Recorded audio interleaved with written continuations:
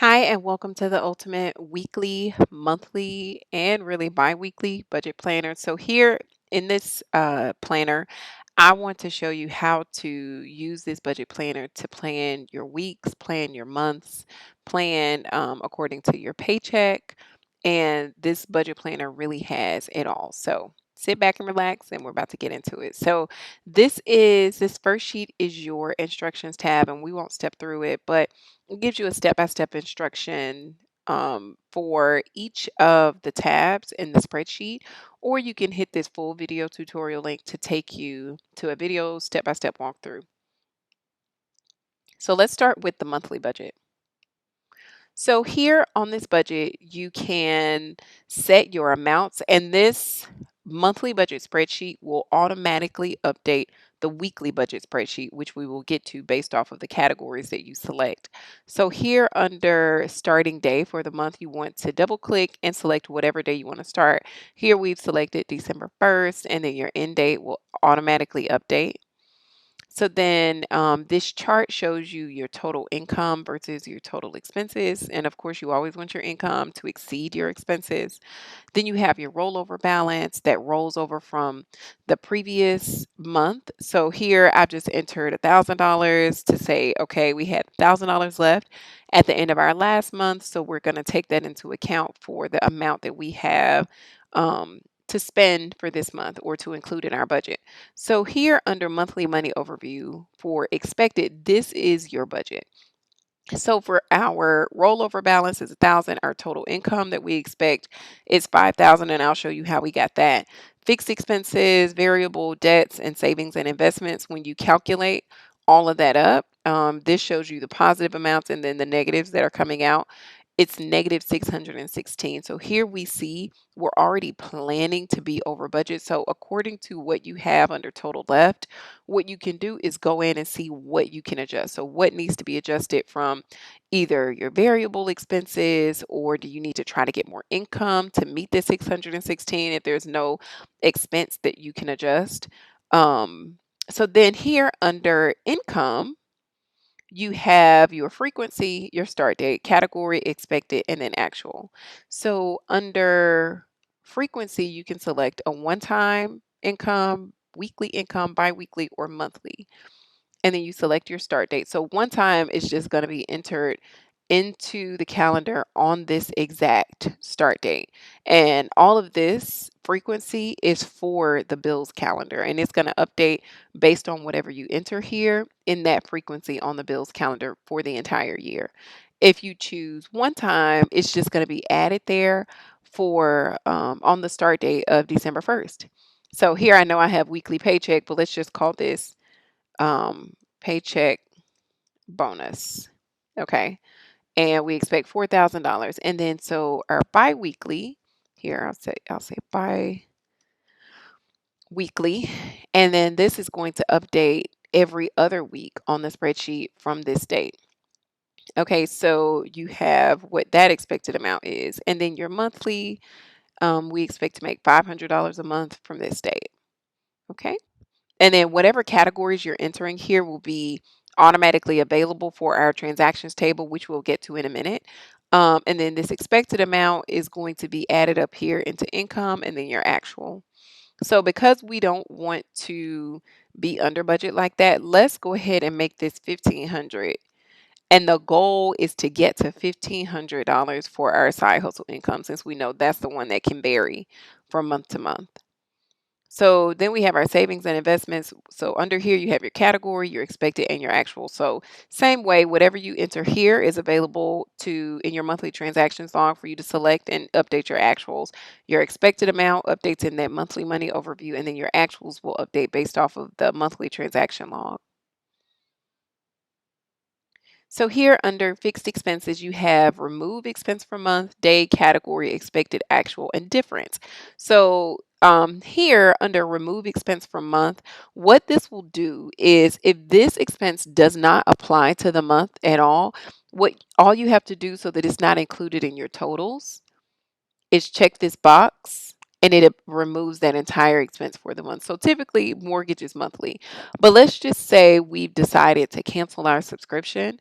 we can remove this subscription from our months and it won't be included in any of our totals for the month. Okay, so you can also add your day, and whatever day you add here will be updated on the bills calendar. Here, your category is what's available in the monthly transaction log, your expected amount, and your actual amount. So also this difference will show us where we're over budget. So here we paid more than what we expected to pay for our mortgage. Maybe property taxes went up or whatever. So here this shows us like how we need to adjust to our budget to make up for that $300. And then your power bill, that was $500. Maybe we used a lot more power than expected. And then same for your variable expenses. So under variable, you can enter the category, your expected amount, and then this difference will show you how much you're over budget for your variable. So groceries, we spent $1,000. But gas, we still have $450 left to spend. So with this, you can say, okay, since I overspent in groceries, maybe I'll just sit at home and not use as much gas. Date night, I overspent about $300. So maybe for weekday eating out, maybe I will eat at home instead of eating out for the week. So here you just know how to adjust, and it makes it really easy to see where you need to adjust. And then for your debts, the same happens here. If you need to remove this expense from the month, you can do that. Credit card 1 and 2 have been paid off, so I'm going to remove those expenses and not worry about those. Now let's go up here. Well, one thing I want to show you before we go there. So here is a chart that shows you where most of your money goes. So you have the top 20 expenses for the month. Mortgage we spent, and this is updated based on actuals. Mortgage, we spent $2,800. Groceries is our second highest expense. Date night is up there. So here, I can see if I'm trying to reduce, maybe I need to cut back on date night, or maybe I need to cut back on some of my groceries, or maybe use less power. See how I can, just adjust based off of what this chart is telling me. So moving up here to our other charts, we have our expected versus actual amount, so total income, and then how much we actually received is going to be updated in our transactions log that I'll show you in a bit. And then our variable expenses breakdown shows us where our variable expenses, our money that isn't specifically set at a certain amount, where that's coming out and how much by percentage is being spent on each of these things. And then we have our actuals breakdown to fixed expenses, variable expenses, and our savings and investments. So here before I go to the weekly budget, I'm going to go to the transactions tab just to show you how everything is updated. So here under income, it's going to be added to that page based on whatever date you select here. So here under monthly budget, we have December 2023. So our November amounts won't update there. But if I change this November date to December, then this income will be added to our December date. Okay, so since we changed we changed the weekly paycheck to paycheck bonus, and then we changed paycheck bonus to biweekly. We can update that there, and you see those red amounts have removed. So let me show you how to use this. You enter the date received, which will determine when it's going to update here. And it also makes it super amazing because all you have to do to see your budgets for or your actual amounts for another month is just change this starting date, and whatever transactions you've entered under date paid or received, all those transactions will automatically pull in to this monthly budget tab. So you don't have to copy this spreadsheet. You don't have to use a different spreadsheet. It's all housed in that one spreadsheet, and weekly budget works the same. So then you enter your category. Here we entered income, and then you enter your subcategory, whatever you put under income here, and then your amount. So we have our $4,000. Our other income is $5,000, fixed expenses, and so forth and so on. So if we go back over to our monthly budget tab, now that those actual amount, oh, we have to change that date. Because see here, we had this as 11/1, so you see it didn't update on the spreadsheet. So let's change that to December 1. And now our $4,000 should pull in. So yes, now our $4,000 is pulling into our actual amount.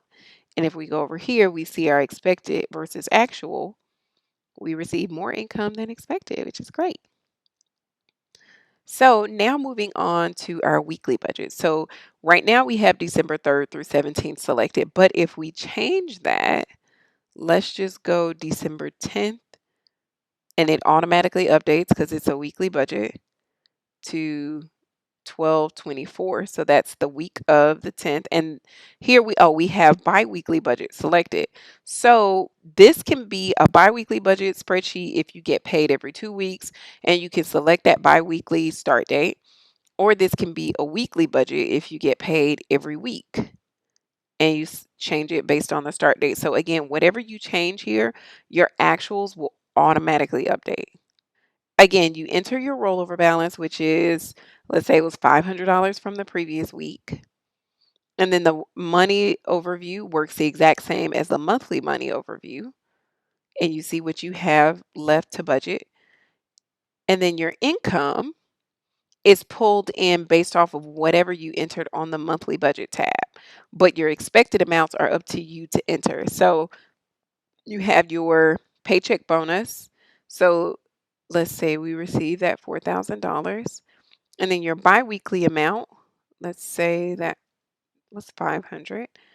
And then if I want to remove the income, let's say it doesn't apply to this week, the paycheck bonus doesn't, or let's just say the side hustle doesn't apply to this week, I can remove that week, and whatever total that I have there won't be included in my weekly amount.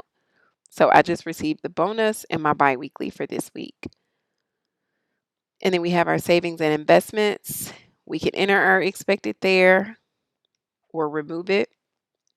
And again, this pulls in based off of what you entered for the month. And then same for your fixed expenses. So here we have a new column that's been introduced.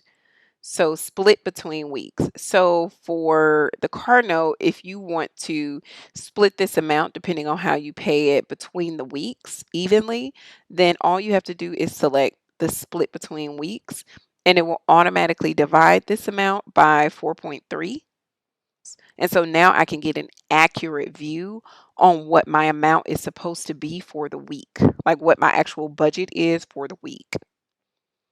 And the same for variable expenses. So here under variable expenses, what I've already done, because they're variable, and this is something that, groceries, gas, date night, weekday eating out, is something that you typically do every single week. If, for example, you only do date night one week, you can uncheck that split week, and this can just be this full $400 for this particular week. But if you want to split it, you see you have $93 to allocate for each week. And then you can do the exact same thing under debts. And so all these days are brought in based off of whatever you enter on the monthly budget spreadsheet, and it's going to update on the bills calendar. And so we'll look there next. But before we go there, here under total expenses for the week, we have not logged any actuals, but once we log actuals for this week, it's going to update the same way the monthly bill spreadsheet updates. So you'll be able to see based on the actuals, what are my top expenses for the week. Okay, so let me go back over to my transactions. So this is all, let's see. I go to December 10th, variable expenses, groceries, or no, not groceries because we removed that. Gas. Let's say our gas was $200 because we took a road trip. And then let's make date night. Instead of the 8th, we'll move it. We'll say this was on the 15th and date night was $700. So here you can see date night is our top expense for the week and groceries is our second top. Okay, so moving on to our bills calendar. So the bills calendar shows you, and we're going to zoom out so you can see the full thing, but it shows you where you stand for your bills for this particular month. So instead of January, let's go back to December. And then here you can see our biweekly income has been added based on what we selected.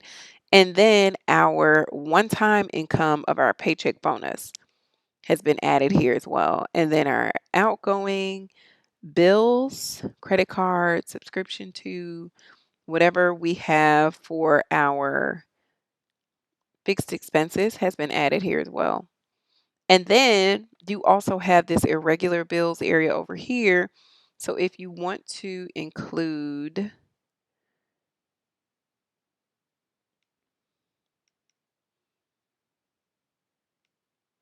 some irregular bills for the month, so HOA, and then a birthday party, that's going to automatically update here. So the birthday party is on the 8th, and then our HOA payment is on the 22nd. And then you also have the option to add your rollover balance that you entered. And then if you just want to see week to week what's here, you can check or uncheck. And then you can also select a Monday or a Sunday start.